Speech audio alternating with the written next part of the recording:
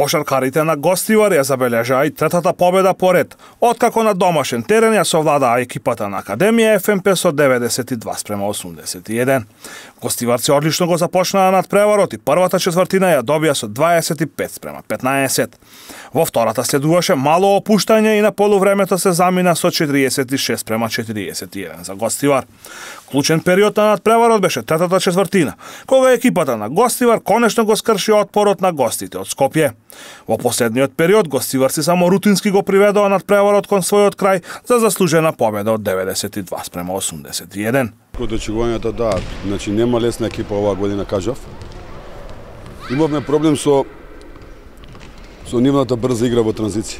Значи тука беше најголемиот проблем и со офанзивниот скок. Второ полувреме го решивме тој офанзивен скок, али ова транзиција во напад тешко ни одеше, значи на поставена игра бевме добри, али на транзиција дефанзивна ќе треба богами да поработиме малце подобро.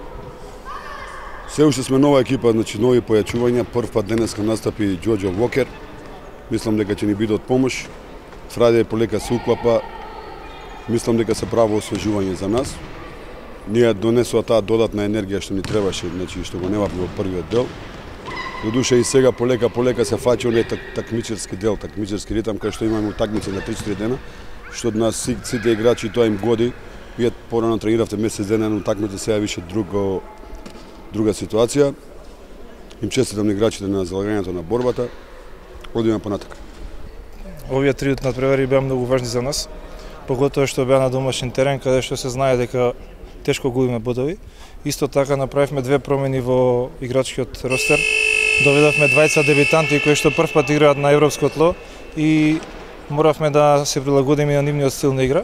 Меѓутоа најважно се бодовите. Не е важно кој ќе биде во одреден момент во ритам или не, битно е да победува тимот затоа што ова е колективен спорт.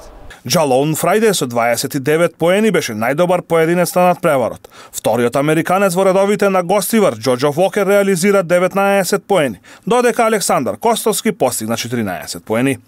Веќе во среда кошаркарите на Гостивар ќе имаат нов предизвик, бидејќи ќе гостуваат кај лидерот на табелата Битолски Пелистер.